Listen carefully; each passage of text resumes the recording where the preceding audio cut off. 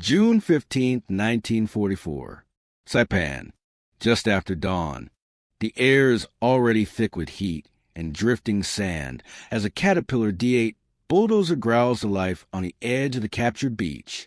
Machine guns still crack in the distance. Smoke from burning palm fronds rolls across the clearing like low fog. And in the middle of it all, with shells thumping somewhere beyond the tree line, a lone Seabee climbs onto the steel seat of his machine. Aurelio Tassone wipes grit from his eyes. His gloves are damp with sweat. The metal beneath him vibrates with the rumble of an engine built thousands of miles away in an American factory that has never known silence. The Japanese defenders thought they had pinned the Marines.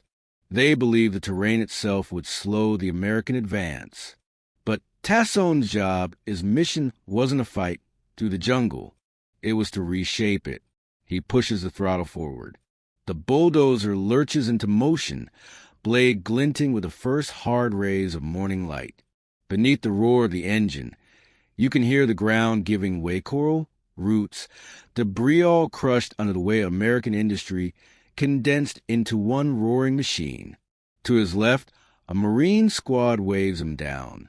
They shout over the racket, pointing to a reinforced Japanese pillbox dug into a berm of earth and log walls, a position that has already resisted artillery, a bunker that should require engineers, flamethrowers, or both. Tassone doesn't wait for a command. He angles the blade and guns the engine. Men shout at him to stop, but he leans into the controls. The ground shudders as the caterpillar gathers speed. The pillbox spits gunfire. Splinters erupt from the blade as rounds ricochet off its armor-plated face. Still he pushes forward, teeth clenched, the engine screaming in protest. And then, a crack, a collapse. The entire fortress buckles beneath the weight of the machine. Silence. For a moment, all anyone can hear is the idle rumble of the dozer and the settling debris of what had been, only seconds earlier, a lethal strong point. It becomes legend almost immediately. Marines will tell the story for decades. A bulldozer, an actual bulldozer, had taken out a fortified Japanese position. But this moment, as dramatic as it is only a single spark of something much bigger. Something few on that beach yet grasped. Because while Tassone's act would be remembered, the real power of the bulldozer wasn't in what it could destroy. It was what it could build, at impossible speed, faster than the Japanese could prepare defenses, faster than they could regroup, faster even than many American commanders believed possible. And this speed, this brutal mechanical tempo, was about to reveal itself as one of the most decisive, least understood forces in the Pacific War. A force that would convince Admiral William Halsey to rank the bulldozer fourth among the instruments that won the war. But on that morning in June, none of that was obvious yet. Only the machine's shadow stretching across the broken earth hinted at what was coming. The roar of Tassone's engine fades into the jungle behind him, but its echo carries farther than the Seabees realize. Across the Pacific, inside Japanese command posts built of timber and desperation, officers are already struggling to understand a terrifying pattern, one that has nothing to do with tactics or bravery or even firepower. American positions keep appearing. Fast. Too fast. On Saipan, the truth becomes visible within hours of Tassone's assault. As Marines press inland, the Seabees surge forward with them not behind. Not days later, but with the assault forces. A bulldozer here, another there, each pushing coral and earth into straight lines. Barrels of fuel are dragged ashore, then cables, then crates of steel matting. Waves of equipment crash onto the beach like a second invasion force. You can almost feel the shock Japanese scouts must have felt as they watched it happen.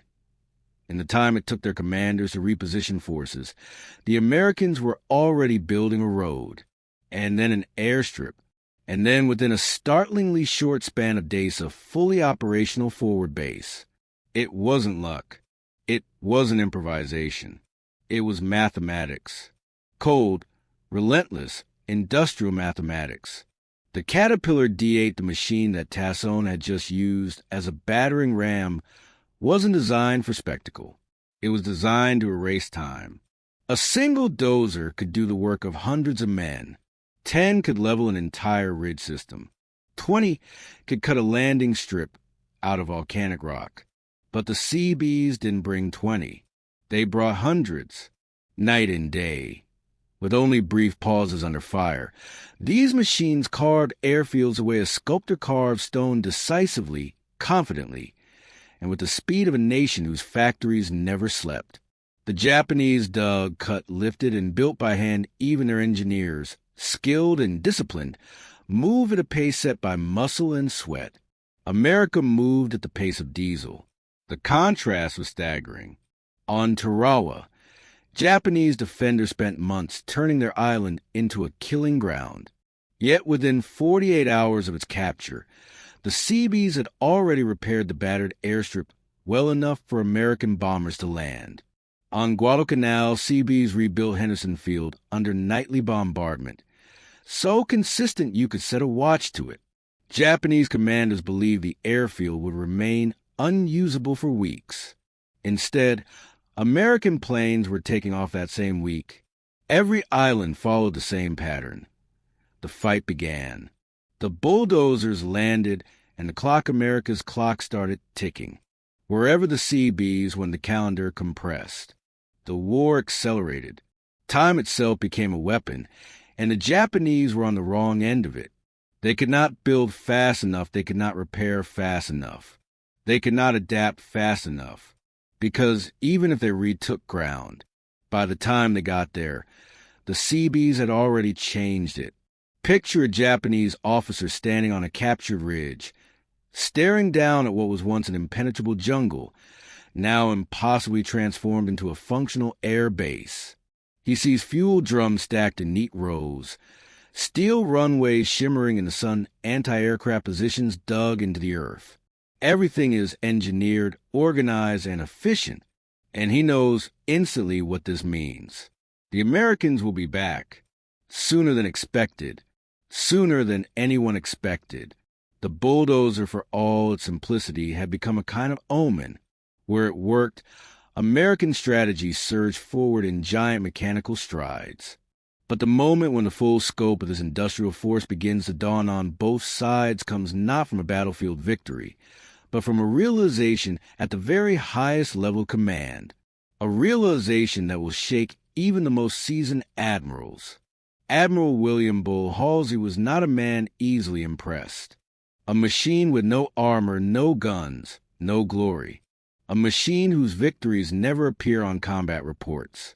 And yet, without it, there would be no runways for planes, no roads for the reinforcements, no bases for the fleet, no momentum. Without the bulldozer, the Pacific Campaign becomes a crawl. With it, the Pacific becomes a runway. Halsey's revelation spreads quietly through the upper ranks, spoken in briefings, muttered over maps, repeated in dispatches that analyze the inexplicable speed of American advances. Even Japanese commanders, reading intercepted intelligence, begin to grasp the truth. They are not being outfought. They are being outbuilt. From Guadalcanal to Saipan, from Peleliu to Okinawa, the pattern repeats. An island falls, the Seabees land, and within days the island ceases to belong to the past. It belongs to the next phase of the war. In the final months of the campaign, Japanese messages describe the same dread again and again. American construction is beyond calculation. The enemy builds faster than we can destroy. They create airfields faster than we can reinforce. And so the bulldozer / grease-stained, overlooked, unstoppable becomes something almost mythic. A symbol of the Allied tempo the Japanese Empire cannot escape. Because wars are not won only by battles. Some are won by hours, by days, by the relentless drumbeat of progress echoing from every machine that lands on a beach. And on those islands of sand and coral, Aurelio Tassone's engine keeps rumbling across history, pushing the Pacific War toward its inevitable end.